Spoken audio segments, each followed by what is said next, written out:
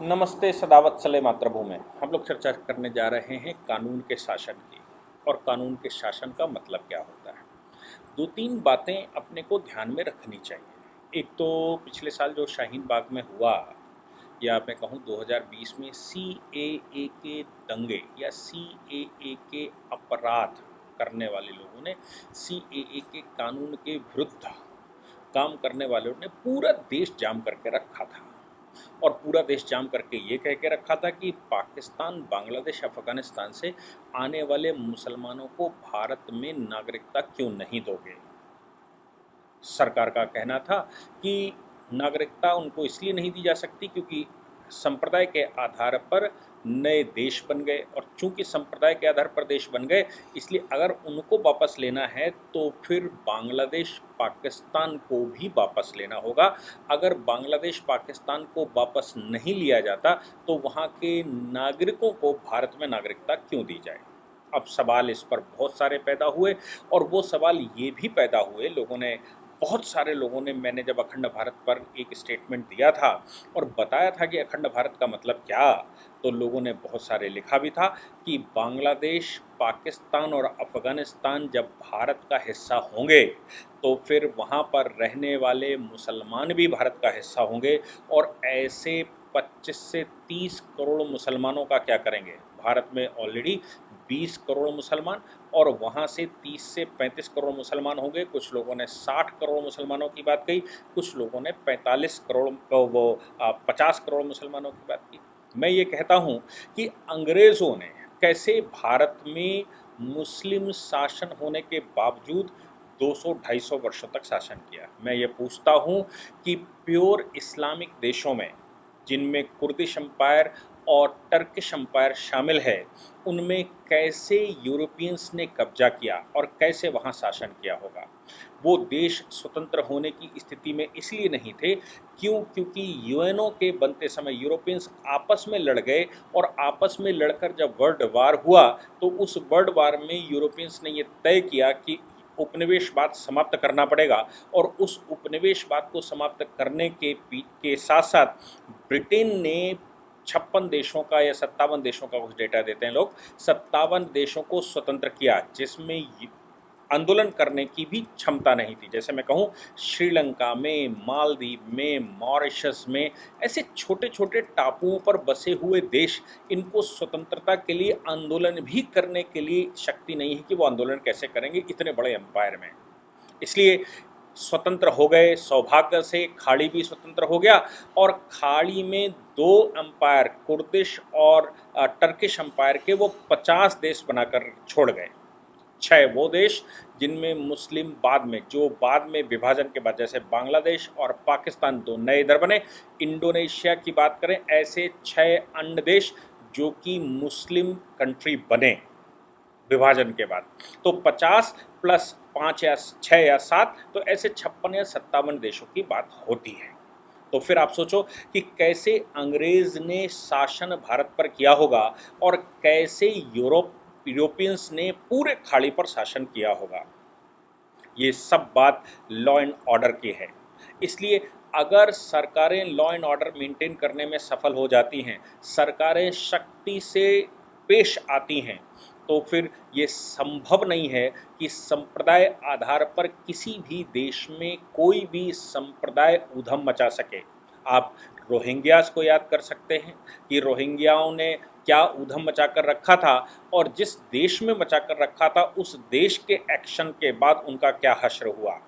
मैं बात कहूँ शिनजियांग के मुसलमानों की, तो उनका क्या हश्र है इस समय, ये चीन सरकार बहुत अच्छे से डील कर रही है। या मैं बात कहूँ तुर्कमेनिस्तान, उज्बेकिस्तान या तजाकिस्तान, इन जो ऊपर के कंट्री हैं, जो रशिया के यूएसएसआर के पार्ट थे, उन देशों में मुसलमान तो हैं, लेकिन उसका हाल क्या है। तो कोई भी प्रजाति, मेरा मानना है, कोई भी प्रजाति कितनी भी कट्टर क्यों ना हो, कोई भी प्रजाति कितनी ही अपने आप को सांप्रदायिक क्यों ना कहती हो, कोई भी प्रजाति किसी भी किताब के जरिए हिंसा की बात करती हो, लेकिन जिस समय डंडे का शासन होता है उस समय वो कंट्रोल में ही रहते हैं। उइगरों का एग्जाम्पल ये सर्वश्रेष्ठ एग्जाम्पल है विश्व का, जिसमें अमेरिका अपनी राजनीति करता है, यूरोप अपनी राजनीति करता है, लेकिन उइगर्स का क्या हाल है ये तो चीन ने बता ही दिया। इसका मतलब यह हो गया कि शासन व्यवस्था, या मैं कहूँ कि किसी संप्रदाय से ये विशेष बात नहीं आती। संप्रदाय तो उतंड हो सकते हैं, लेकिन बात आती है कि शासन करने वाली शक्तियाँ कैसी हैं। क्या वो कानून का शासन समान रूप से पूरे देश में सभी संप्रदायों पर लागू करते हैं, या फिर वो कहीं तुष्टिकरण करते हैं किसी भी जाति, किसी भी संप्रदाय और किसी भी वंश या क्षेत्र के लोगों को, किसी भी भाषा को जानने वाले लोगों के साथ। जिस दिन आप में मान कर चलिए कि जिस दिन तुष्टिकरण किया जाएगा उस दिन वो वैसा करेंगे। अब शाहीन बाग का इलस्ट्रेशन हमारे सामने है। शाहीन बाग में जो कुछ भी 2020 में हुआ उसके पीछे कम इच्छा शक्ति थी। दो एडमिनिस्ट्रेटिव सिचुएशन भी फंसी हुई थी। एडमिनिस्ट्रेटिव सिचुएशन ऐसी फंसी हुई थी कि दिल्ली में शासन किसी दूसरी पार्टी का है और ऐसा लोग कहते हैं कि वो उनका वोट बैंक है। और दूसरा, केंद्र ने CAA पास किया, पुलिस केंद्र के पास और प्रशासन राज्य के पास। और कोई भी एक्शन, अगर कोई भीड़ भाड़ इकट्ठा एकत्रीकरण हंगामा हो रहा है तो जब तक उसमें वायलेंस ना हो तब तक पुलिस को बिना परमिशन के अनुमति नहीं होती कि वो वहाँ पर एक्शन ले सके। इसका मतलब ये हो गया कि पुलिस अगर कहीं पर भी जाम लगाकर लोगों ने रखा है तो पुलिस, या इस तरह का कोई माहौल बना हुआ है तो पुलिस ऐसी सिचुएशन में तभी एक्शन ले सकती है जब वो जिला प्रशासन से अनुमति ले ले, और वो शांतिपूर्वक उसको हल करवाएगी। जो मिनिमम वायलेंस, जो बिना वायलेंस के हो सकता है, वो सब कुछ करेगी। लेकिन जहाँ पर पुलिस को डंडा बजाने की आवश्यकता पड़ेगी, जहाँ पर पुलिस को कोर्सिव एक्शन लेने की आवश्यकता पड़ेगी, ऐसे किसी भी स्थान पर पुलिस बिना वायलेंस के इस्तेमाल नहीं कर सकती जब तक सामने से दंगा ना हो, जब तक सामने से उधम ना हो, जब तक लॉ एंड ऑर्डर की सिचुएशन ना आ जाए। लॉ एंड ऑर्डर की सिचुएशन आती है तो पुलिस को स्वतः क्रिमिनल प्रोसीजर कोड में और पुलिस एक्ट में अधिकार है कि वो लॉ एंड ऑर्डर को मेंटेन करे। उसके लिए किसी भी मैजिस्ट्रेट की उस समय आवश्यकता नहीं होती। लेकिन जिस समय ऐसा माहौल हो कि सामने से वायलेंस ना हो रहा हो और वो इकट्ठा होकर जाम लगाकर बैठे हों, तब डिस्ट्रिक्ट मैजिस्ट्रेट की अनुमति की आवश्यकता पड़ती है। डिस्ट्रिक्ट मैजिस्ट्रेट का मतलब है कि राज्य सरकार, और राज्य सरकार का दिल्ली में मतलब था केजरीवाल की सरकार। और केजरीवाल जी की अनुमति के बगैर ना ही मुकदमा चलाया जा सकता है और ना ही डंडे चलाए जा सकते हैं। उसका इलस्ट्रेशन मैं आपको बताता हूं कि जिस समय इंशाल्लाह इंशाल्लाह भारत तेरे टुकड़े होंगे ऐसे नारे JNU में लगे थे, तो कन्हैया कुमार के खिलाफ चार्जशीट तैयार होने के बावजूद मुकदमा दाखिल नहीं किया जा सकता था, कॉग्निजेंस नहीं लिया जा सकता था। क्यों? क्योंकि उस पर कॉग्निजेंस की सैंक्शन देना दिल्ली सरकार का काम था और दिल्ली सरकार उस फाइल को दबा कर बैठी थी। यानी कि ये एडमिनिस्ट्रेटिव प्रोसीजरल मैकेनिज्म है जिसकी वजह से ये इस तरह की समस्याएं आती हैं। इसलिए शाहीन बाग में उस समय ये नहीं हो पाया। लेकिन चांदबाग में जिस समय ये हुआ, पुलिस ने सीधा एक्शन लिया, या और जगहों पर जहाँ पर उदंड मचा, चाहे वो जामिया मिलिया के बाहर हो, वहाँ पुलिस ने सीधा एक्शन लिया। तो जिस समय वायलेंस करना शुरू कर देंगे, लॉ एंड ऑर्डर की बात आ जाएगी, पुलिस सीधा एक्शन लेती है, फिर राज्य सरकार से उसको अनुमति की आवश्यकता नहीं होती। अब यहाँ पर जब हम बात करते हैं कि अभी जो दिल्ली में हो रहा है, हमने सबने जहांगीरपुरी देखा, और जहांगीरपुरी में जो वायलेंस हुआ उस वायलेंस के बाद पुलिस ने एक्शन लिया, नो डाउट पुलिस एक्टिव हुई, नो डाउट। लेकिन दूसरे दिन जब MCD ने कार्रवाई की तो पुलिस के एक्शन या जहांगीरपुरी में जो हमले किए एक समुदाय विशेष ने, उसके काउंटर में माना गया कि शाहीन बाग में बुलडोजर चल रहा था। जबकि हकीकत ये है कि शाहीन बाग, वो जहांगीरपुरी में एक रूटीन वे में चल रहा था।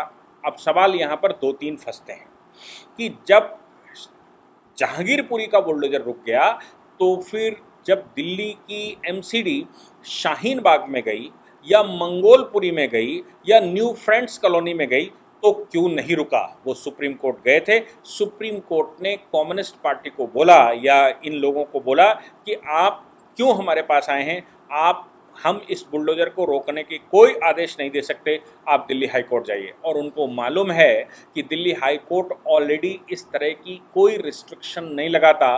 दिल्ली हाई कोर्ट ये कहता है, दिल्ली हाई कोर्ट के ये आदेश हैं कि इंक्रोचमेंट जल्द से जल्द समाप्त किया जाए। बहुत सारे मामलों में इंक्रोचमेंट को हटाने के दिल्ली की हाई कोर्ट ने स्वयं आदेश दिए, कभी कभी तो स्यूमोटो आदेश दिए। क्यों? क्योंकि इतना इंक्रोचमेंट रोडों पर हो जाता है कि अधिकारियों की गाड़ियां भी निकलना मुश्किल हो जाता है। अब सवाल ये आता है कि शाहीन बाग में जब बुलडोजर पहुंचा है, बुलडोजर से मतलब ये है कि एमसीडी की टीम गई तो वो अपने हथियार लेकर जाते हैं, हथौड़ा लेकर जाते हैं, डंडे लेकर जाते हैं, वो कुदाल लेकर जाते हैं। और इसके अलावा बड़े स्ट्रक्चर को आसानी से तोड़ने के लिए अब मैकेनिकल काम होने लगा, मशीनों का इस्तेमाल होने लगा, तो मशीन जो है वो बुलडोजर के रूप में होती। अब बुलडोजर बड़ा चाहिए तो जेसीबी हो सकती है, छोटी भी हो सकती है। तो बुलडोजर का मतलब छोटे से लेकर बड़े बुलडोजर तक का हो सकता है। वो उस मशीन का इस्तेमाल करते हैं ताकि आसानी से स्ट्रक्चर तोड़ा जा सके। एमसीडी के पास इतने कर्मचारी नहीं होते कि वो जाएं और स्ट्रक्चर तोड़ें। पहले मुझे याद है कि आज से 5 साल 10 साल पहले जब एमसीडी इस तरह के स्ट्रक्चर तोड़ने के लिए आती थी तो 1 2 4 दिन 10 दिन तोड़ती रहे। और जो इंक्रोचमेंट करके रखा होता था तो उनको तोड़ने में, चूंकि हथौड़ों से तोड़ा जाता था, तो हथौड़ों से और कुदालों से तोड़ा जाता था, तो बहुत सारे अधिकारियों की आवश्यकता होती थी, पुलिस की आवश्यकता तो होती ही होती थी, और बहुत सारी लेबर की आवश्यकता होती थी, जिसकी वजह से कार्रवाई त्वरित नहीं हो पाती थी। अब लेकिन आसान हो गया कि वो बुलडोजर लेकर जाते हैं या जेसीबी लेकर जाते हैं या इस तरह की मैकेनिकल इंस्ट्रूमेंट लेकर जाते हैं जिनसे पटापड़ वो तोड़ना फड़ना हो जाता है, जिसमें कार्रवाई जल्दी हो जाती है। ये भी बिल्कुल ठीक बात है कि इस तरह की कार्रवाई एमसीडी लगभग 9 बजे क्षेत्र में जाती है, 9 से 10 बजे जिसमें उनका ऑफिस का टाइम होता है, उस समय जाती है और 12-1 बजे तक वापस आ जाती है, दूसरे दिन फिर जाएगी। ऐसी प्रक्रिया चलती है। और वहाँ पर जो तोड़ फोड़ कर सामान निकलता है उसको भी ले जाती है। रोड पर अगर आपने दुकानें रखी हैं तो उनको भी ट्रकों में डालकर ले जाते हैं, जनरेटर लगा कर रखे हैं, कुछ और इस तरह का टेम्परेरी अरेंजमेंट रोड पर कर लिया है, कुछ जाल बिछा लिए हैं, कुछ दुकान रख लिए, तो वो सब लेकर जाती थी। ये कोई नई बात नहीं है, ये हमेशा से होता रहा। लेकिन जो जहांगीरपुरी में कोर्ट ने रोक दिया, उसके बाद ये हो गया था कि नहीं, इंक्रोचमेंट बरकरार रहेगा और इंक्रोचमेंट अब कैसे टूटेगा।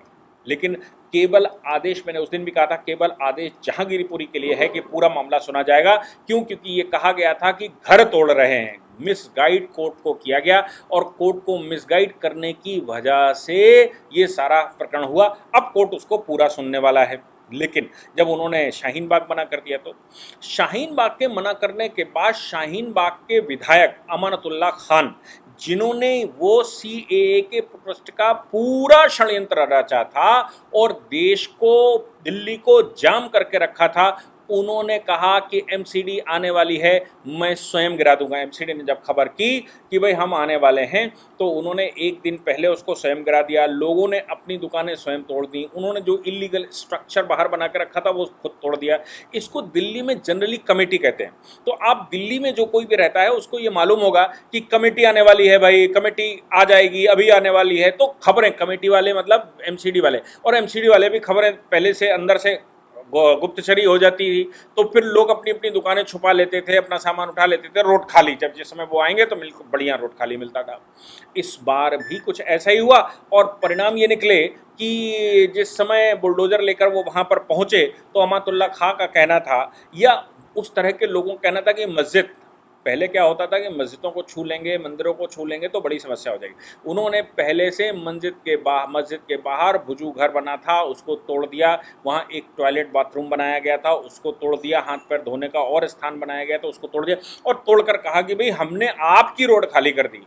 अब देखिए, वो शाहीन बाग, जिस शाहीन बाग में ये सब कुछ बड़े आसानी से होता था और लोग कहते थे कि स्ट्रक्चर तोड़ा नहीं जा सकता, उस शाहीन बाग में बुलडोजर जाने से पहले ही अमानतुल्लाह खान और वहाँ के स्थानीय निवासियों ने यह तय किया कि हम इंक्रोचमेंट को तोड़ देंगे। साथ में ये बयान भी दिया अमानतुल्लाह खान ने कि आप हमें बताइए, हम तोड़ देंगे, और हमें आप बता दीजिए कहाँ पर इंक्रोचमेंट है, आप बुलडोजर लेकर मत आइए। साथ में ये भी कहा कि बुलडोजर लेकर आ रहे हो का मतलब ये हो गया कि आप माहौल ख़राब करना चाहते हैं। अरे भाई, जब पुलिस की परेड होती है तो पुलिस की परेड आवश्यक नहीं है कि उस एरिया में दंगे हों, लेकिन पुलिस की परेड तो उसमें होती है, फौज की परेड तो उसमें होती है, इसलिए क्योंकि लोगों को एहसास हो कि पुलिस भी है और आपके साथ कुछ बड़ा हो सकता है लॉ एंड ऑर्डर को मेंटेन करने के लिए।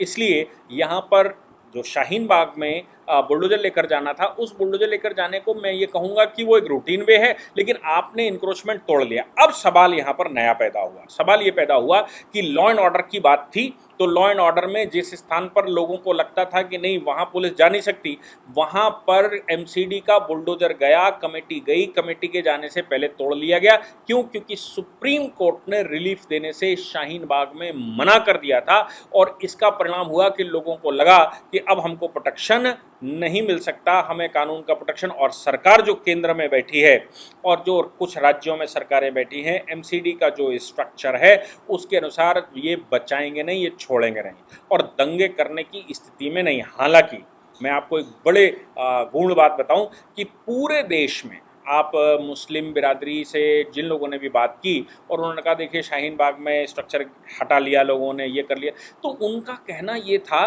कि ये अति कर दी है और अब गृह युद्ध हो सकता है। ऐसे बयान ऐसे लोगों ने चाय की दुकानों पर कहा कि गृह युद्ध होगा, अब कुछ नहीं होगा। उनको मैं एक मैसेज देना चाहता हूँ। मैंने पहले भी कहा कि जब कुर्दिश अंपायर और टर्किश अंपायर, उससे बड़ा कुछ नहीं है मुस्लिम जगत के लिए, टर्किश और कुर्दिश अंपायर से बड़ा कुछ नहीं है। उस अंपायर को जब सीधे हाथ चलाया जा सकता है तो संसार में किसी भी कंट्री में जिसमें 15 से 20% कोई सांप्रदायिक लोग रहते हों, उनको कंट्रोल करना बहुत आसान है। हाँ, वो दंगे कर सकते हैं, और उनकी गलतफहमियां ये हो सकती हैं कि अंग्रेज शासन के दौरान 1946 के दंगे हुए थे, उससे पहले भी दंगे हुए थे, लेकिन 1946 के दंगे स्टेट स्पॉन्सर्ड दंगे थे। स्टेट स्पॉन्सर्ड दंगे से मतलब है ब्रिटिश गवर्नमेंट उन दंगों को सपोर्ट कर रही थी। देखने में तो वो मना कर रही थी, लेकिन वो सपोर्ट इसलिए कर रही थी क्योंकि पाकिस्तान के निर्माण के लिए कांग्रेस ने मना कर दिया था। गांधी जी ने ये कह दिया था कि मेरी लाश पर से गुजर कर वो बनेगा। ऐसी परिस्थिति में जब कांग्रेस बिल्कुल साफ मना कर चुकी हो तो फिर कांग्रेस मानेगी कैसे? जबकि मैंने आपको एक बार पहले भी बताया था कि जिन्ना ने ये कहा था कि आपने मुसलमानों से हिंदुस्तान लिया, मुसलमानों को वापस कीजिए। अंग्रेज ने उस समय कहा, माउंटबेटन ने कहा कि ये संभव नहीं है क्योंकि इस समय कांग्रेस हावी है और मैं ऐसा नहीं कर सकता, रिप्रेजेंटेशन यहाँ कांग्रेस का हो रहा है, इसलिए मैं आपको नहीं दे सकता। तब जिन्ना ने कहा था हमको एक भूमि का टुकड़ा दे दीजिए, वहाँ से मैं हिंदुस्तान फतेह कर लूँगा, जैसा कि मुगलिया समय पर होता था, जैसा कि अफ़गानों के टाइम पर होता था, और जैसा ब्रिटिश गवर्नमेंट के आने से पहले होता था कि आपस में युद्ध करके क्षेत्रों को जीता जाता था। तो उसका विचार ये था कि हम इसको जीत लेंगे। इसलिए चूंकि माउंटबेटन भी चाहते थे कि किसी तरह पाकिस्तान बन जाए, जिन्ना भी चाहता था किसी तरह पाकिस्तान बन जाए, और ख़ास तौर से जिन्ना एक मोहरा था, केवल ब्रिटिश गवर्नमेंट चाहती थी कि पाकिस्तान का निर्माण हो जाए, क्योंकि हिंदुस्तान, पाकिस्तान और आज का बांग्लादेश, ऊपर जम्मू कश्मीर का वो डिस्प्यूटेड जिसको डिस्प्यूट पैदा कर दिया है पाकिस्तान ने और कब्जा कर लिया, ये क्षेत्र नेपाल सहित श्रीलंका और ये सब अगर एक रहेंगे तो हिंदुस्तान अक्षुण्ण रहेगा। हिंदुस्तान का इतिहास ऐसा है कि उसने पूरे विश्व पर शासन किया और पूरे विश्व का वो आध्यात्मिक केंद्र रहा है, वो स्वर्ण की नगरी रहा है। इसलिए भारत को बिना तोड़े, भारत में संप्रदाय के आधार पर बिना टुकड़े किए अगर हम चले गए तो कल हमारे लिए भी एक संकट खड़ा हो सकता है। इसलिए भारत के 10 टुकड़े कर कर वो गए, वो 10 टुकड़े ही आज भी अखंड भारत कहलाते हैं। उन 10 टुकड़ों को मिलाकर अखंड भारत, जैसे मैं कहूँ भूटान की बात है, श्रीलंका की बात है, म्यांमार की बात है, बांग्लादेश, नेपाल, अफगानिस्तान, पाकिस्तान, मालदीव, हिंदुस्तान और जो और छोटे छोटे टापू हमारे पास ऑलरेडी हैं, ये 10 मिलाकर किसी न किसी प्रकार से अखंड भारत बनाते हैं। तो इस अखंड भारत को उन्होंने 1937 में म्यांमार तोड़ा, 47 में ये तोड़ा, उससे पहले अफगानिस्तान उन्होंने अलग किया, सीलोन के नाम से श्रीलंका अलग किया, मालदीव को अलग किया, ऐसे उन्होंने उसके टुकड़े कर दिए। और वो टुकड़े समय समय पर करके जब वो यहाँ से गए तो एक और बड़ा टुकड़ा निकाल कर गए। उस बड़े टुकड़े को निकालने के उद्देश्य से जो हिंदुस्तान में दंगे हुए, उन दंगों में सरकार सपोर्टेड थी और सरकार के सपोर्ट की वजह से ये सब कुछ हो रहा था। लेकिन जिस समय सरकारें बैठती हैं तो पाकिस्तान मोदी के यहाँ बैठने से त्राहिमाम बोल रहा है, पूरी सरसब वहाँ पर फौजें लगाकर बैठा है और भारत की तरफ सोचने की हिम्मत इसलिए नहीं कर पा रहा है कि भारत में एक सशक्त सरकार बैठी है और वो सशक्त सरकार पाकिस्तान को किस समय रौंद कर बराबर कर सकती है ये पाकिस्तान बखूबी जानता है। भले ही उनके पास जनसंख्या कितनी ही क्यों ना हो, वो दावा करें अगर जनसंख्या के आधार पर दंगे होते हैं, यदि जनसंख्या के आधार पर शासन व्यवस्था में परिवर्तन होता है तो ये लोगों की गलतफहमी है। हिंदुस्तान पूर्ण रूप से हिंदू राष्ट्र था और मुस्लिम शासनों मुसलमान आक्रांताओं ने भारत में आकर जो कुटिल नीति से या मैं कहूं जो क्रूरता से भारत में शासन किया, भारत का वैसा स्ट्रक्चर नहीं था, भारत तैयार नहीं था उनसे युद्ध लड़ने के लिए। भारत उनकी धुरपटास या मैं कहूं उनकी उद्दंडता, मैं कहूं उनकी नीचता के लिए तैयार नहीं था। भारत उस समय युद्ध कर रहा था इस आधार पर कि हम सत्य के मार्ग पर करेंगे और हमारी युद्ध की कुछ नीतियां हैं, युद्ध के कुछ नियम हैं। लेकिन आक्रांता भारत पर कब्जा करने के लिए आया था। वो कहता था मोहब्बत और जंग में सब जायज़ है, पीठ में छुरा भोंक सकता था, भोंकता था, महिलाओं को उठा लेता था अपनी जनसंख्या बढ़ाने के लिए, वो सब कुछ करता था जिससे कि हिंदू समाज नतमस्तक हो जाए। लेकिन बाद में जिस समय हमने वो 800 वर्ष का शासन देखा, 700, 600, 500 जो भी कहें, वो जब हमने शासन देखा तो आज हिंदू समाज भी तैयार है और सरकारें भी तैयार हैं, क्योंकि संसार में सबसे लंबे समय तक आक्रांताओं की सत्ता हिंदुस्तान में रही और भारत को फिर भी वो परिवर्तित नहीं कर पाए, जबकि खाड़ी को वो 150 वर्षों में कन्वर्ट कर चुके थे। भारत में इतने लंबे समय तक बैठने के बावजूद वो पूरे भारत को परिवर्तित नहीं कर पाए। लोगों ने मलमूत्र उठाना पसंद किया लेकिन कन्वर्ट नहीं हुए। वो कमजोर दिल वाले जो कन्वर्ट हो गए, आज उनके ही वंशज भारत में बैठे हुए हैं, जिनको ये गलतफहमी हो चुकी है कि वो भारत में जनसंख्या के आधार पर कब्जा कर सकते हैं। इसलिए उनको शासन देखना चाहिए। जिस समय 100% हिंदू शासन भारत में था, उस समय मुट्ठी भर आक्रांताओं ने कैसे भारत को कब्जा किया होगा। जिस समय आक्रांताओं का शासन भारत में था, उस समय उनसे बड़े वाले अंग्रेजों ने भारत में कैसे शासन किया होगा और खाड़ी पर कैसे शासन किया होगा। तो ये सब कुछ डिपेंड करता है शासन पद्धति पर, और वो शासन पद्धति ही मंगोलपुरी में जिस प्रकार लोगों ने अपने स्ट्रक्चर तोड़े, पुलिस ने ये बात कही, एमसीडी ने कहा कि 80% लोगों ने अपने स्वयं स्ट्रक्चर तोड़कर जगह खाली कर दी, हमको केवल 20% इंक्रोचमेंट हटाना पड़ा। मुझे लगता है वो 20% भी वो होगा जो लोग अपने गांव चले गए होंगे, जो लोग वहां पर उपस्थित नहीं होंगे, जिनको जानकारी नहीं होगी, और वो कहीं ना कहीं दूसरी जगह पर इंगेज होंगे, जिनकी जगह वहां पर जो इंक्रोचमेंट करके रखे, वो 20% जगहों को तोड़ फोड़ कर बराबर किया गया। बाकी 80% ने कानून का शासन ध्यान में रखते हुए वो जगह साफ कर दी।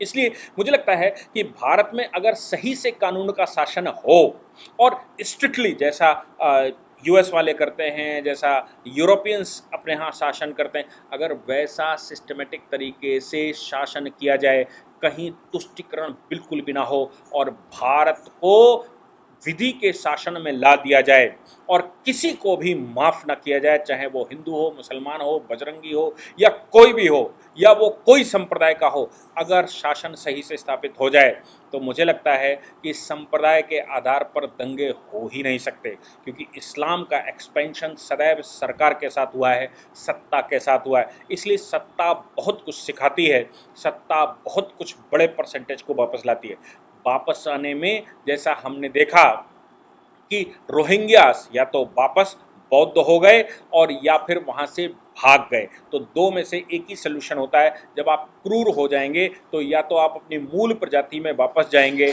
और या फिर मारे जाएंगे, और नहीं तो देश छोड़कर चले जाएंगे। लेकिन लॉ एंड ऑर्डर मेंटेन होगा तो फिर समस्याएं नहीं आती। अखंड भारत में भी इस तरह की समस्याएं नहीं आएंगी। इसलिए मुझे लगता है कि जिस जगह पर भी अब गुजरात के दंगे होते थे, लेकिन मोदी जी की सरकार के बाद वहाँ दंगे नहीं हुए।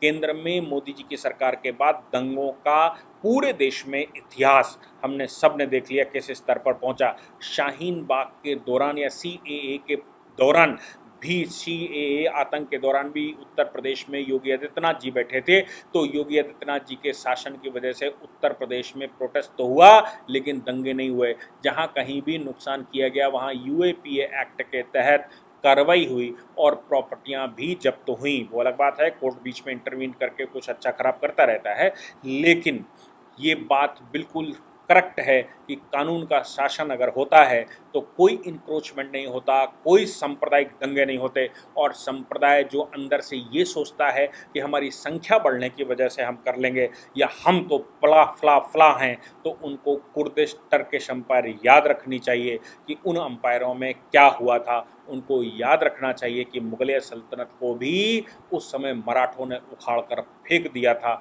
उनको याद रखना चाहिए कि मुट्ठी भर क्रिश्चियन भारत में आए और उन्होंने लंबे समय तक भारत में शासन किया। इसलिए मुझे लगता है कि कानून का शासन स्थापित अगर सरकारें करती हैं तो फिर ये समस्याएं मूल जड़ से समाप्त होंगी और लोग अगर सुधरेंगे, लोगों को ये एहसास होगा कि मेरा तुष्टिकरण, मेरे साथ तुष्टिकरण नहीं हो सकता, मैं वो नहीं कर सकता, मुझे जेल जाना पड़ेगा, मुझे मार खानी पड़ेगी, मैं सिस्टम में फंस जाऊंगा। वो लोग केवल सुधर कर चलेंगे ही नहीं, बले वरन वो अपने मूल समुदाय और संप्रदाय के अनुसार बिहेव भी करने लगेंगे और राम राम बोलने के लिए मजबूर होंगे। इसलिए कुछ तो शहादत देश को देनी ही होगी, लेकिन देश अक्षुण्ण है, अक्षुण्ण रहेगा और रह सकता है। समस्याएं समाप्त हो सकती हैं। 60 करोड़ की समस्या जड़ से समाप्त हो सकती है। शासक अच्छा चाहिए और जनता का समर्थन शासक को चाहिए। जय हिंद, जय भारत, वंदे मातरम।